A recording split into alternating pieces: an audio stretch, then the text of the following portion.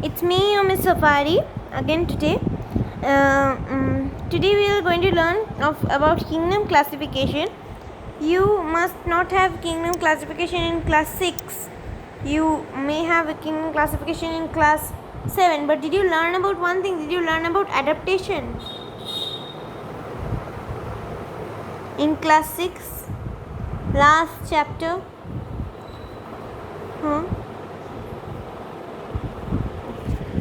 So now this chapter is a favorite chapter of mine in bio. So regarding my favorite chapter, I need to tell you something. Some stories maybe. Would you enjoy that? Okay. So I'll tell you that only before starting the chapter.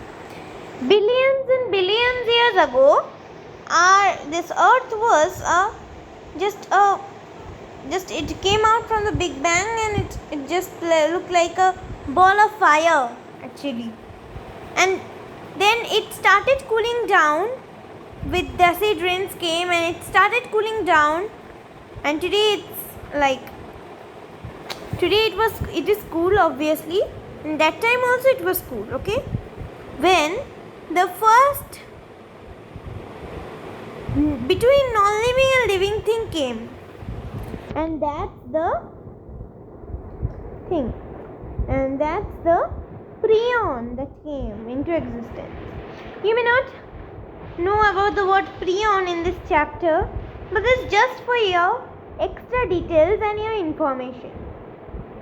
Prion was the first to come. It had some amino acids within it, and it came just a thread of amino acids. Okay, then came the virus, that is from the prion. You must have heard about the term virus.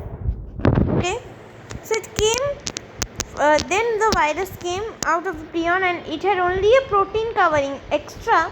The prion had a DNA and an RNA. It had a protein covering out of that is a virus. Next came the first living being, and that is the bacteria. Okay, so the bacteria came. It has a proper cell, but not a proper nucleus at all. Next came our protozoa, which had a proper nucleus. Then the organism started modifying, and today we are the latest organisms. We humans are the latest organisms to be formed. And you see, what's the difference between a prion and a human, or maybe a bacteria and a human? A bacteria is only a very, very simple organism, and we are very, very complex. The time period between just a moment, between this bacteria and the prion, suppose it's a bacteria and not a prion, a human, the time period is about billions of years. Sorry everyone. Billions of years have been taken. Okay? This is not bill, but billions. So we have two systems of classification: artificial system and natural system. Natural system I told you right now. Artificial system also we are going to talk. But before that, I am going to talk what is classification and why do we classify. We classify to study our organism. Suppose we are supposed to study human and a cat. What are the common characteristics between them? There are billions of organisms, so we can't study them all separately. That's why we put them into groups, and we make us easy for studying. Okay, it makes easy for us to study. Next, now this is an important scientist which you need to know. He classified all the living things into two groups, Plantae and Animalia.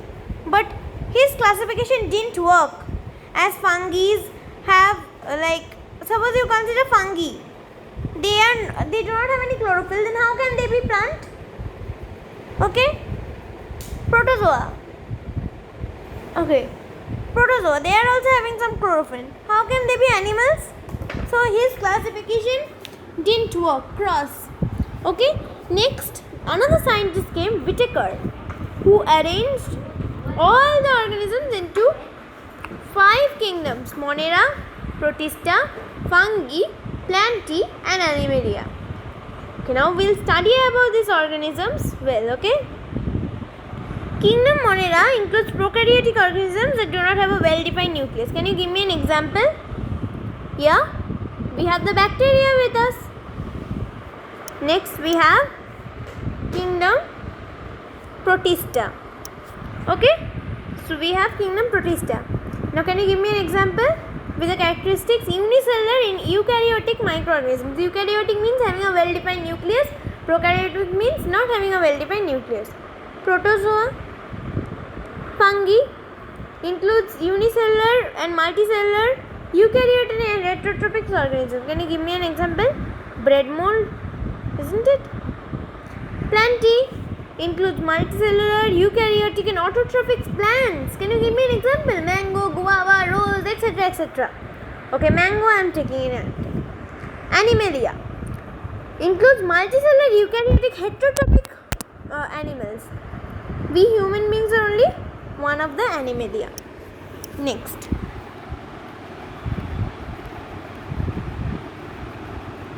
Now let's study about the classification of animals. Now this kingdom Animalia that we have, it can be classified into two groups. One is vertebrates, the ones having a backbone, and other is invertebrate, the ones that are not having a backbone. I would request you to see the skeletal system of class 5 that I have just made. Basis of presence or absence of backbone. Next, invertebrates are divided into 8 phyla. Well, so what is a phyla, you may ask? I'll just explain it to you at the end of the video. First listen to me. So they are of 8 phyla or groups. Groups is not the exact definition of phyla. Don't think that. For just of your consideration, I am taking it into account. I'll end it just at the end of the video. I'll just show you what is a phyla. Porifera, Nidaria, Platyhelminthes, Nemathelminthes, Annelida, Arthropoda, Mollusca and Echinodermata. These 8 groups are of invertebrates. Can you give me an example? First of all, Porifera, sponge, Nidaria, Hydra, Platyhelminthes, flatworm, Nemathelminthes, roundworm, Annelida, earthworm, Arthropoda, insects, any kind of insects, cockroach, mollusca, octopus, echinodermata, starfish. Okay. So now a detailed explanation. Porifera is the simplest multicellular animal with small pores all over the body. See a sponge, just take a sponge in your hand and see. They're all over there are small pores. Nidarians have a single hollow body cavity and a mouth supported by finger-like tentacles. We'll show you all this, but please wait before that. Platyhelminthes are the simplest, flat and unsegmented ones without a body cavity. Just a straight line, a thread. Nemathelminthes are long, cylindrical, unsegmented worms without a body cavity. Cavity means hollow space, okay? Cavity means hollow space, okay? Next, Annelida are cylindrical segmented worms with well-developed digestion system and special organs of excretion. So these organisms do not have any special excretion system. Okay? They do not have any special excretion systems. From where they eat, then only they excrete from that part only. Okay? Okay, next, arthropodas have joined appendages.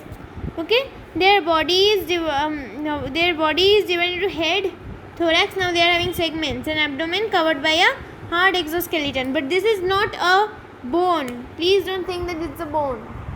Okay, it's not a bone. The bone is developing. Okay. Next, mollusca have a soft, unsegmented body, often covered by a outer hard shell for protection. This is also not a bone. Okay.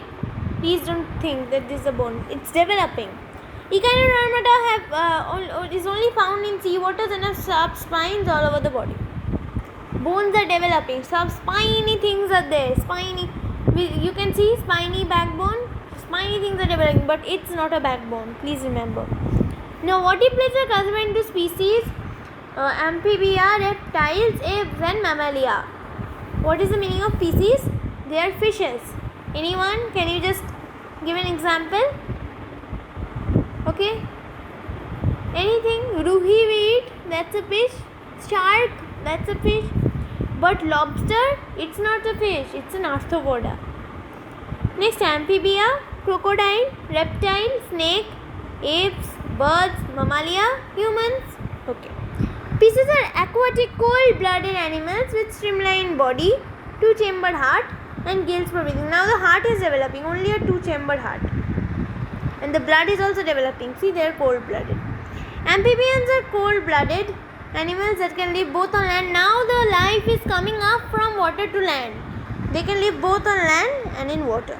They are having three-chambered heart. The heart is developing and breathe through lungs and skin. Next, reptiles are cold-blooded animals. They are also cold-blooded, okay? Amphibia. They live mostly on land. See, now the life is coming up from water to land. They have a three-chambered heart and breathe through their lungs. Next we have apes. Apes are warm-blooded. Now warm-blooded has come with wings to fly. They have a four-chambered heart and breathe through lungs. Now they have come upon land. Mammalia, they are warm-blooded hairy animals that give birth to babies and produce milk for them. See, the baby's safety and security is now guaranteed, okay? Next we have terms to know. So certain terms are there, okay? Classification, grouping of things on basis of certain common criteria for easy organization and easy study, okay? Taxonomy, the branch of biology which deals with classification of organisms, okay? Saprophytes, the organisms that grow on dead and decaying matter. Pseudopodia, the finger-like projection or false feet that help amoeba to move. Amoeba is a protista. Invertebrates, animals without a backbone. Example is Ascaris. Ascaris is a type of worm, okay? Next, worm means it is a type of Nemathelminthes. Next, vertebrate, animals with a backbone or vertebral column. Example, crocodile, it's an amphibia. Next, exoskeleton, a hard outer protecting covering. It's not made up of bone. Next,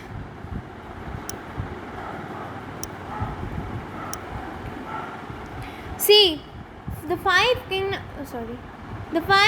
classification structure: Plantae, Animalia, Fungi, Protista, Monera. So this is a tree. The tree is referred to as the world, and we have different types. Now Rhizopus is a bread mold. It's a kind of fungi, okay? Sporangium, Sporgiophore, hyphae, rhizoid, spore. So what's the meaning of sporangium? Through which the reproduction takes place. The spores fracture and they give out the spores, okay? Sporangiophore is the root-like structure, you can see. Hyphae is just the touching of the thing to the ground, and rhizoids is like the root, okay?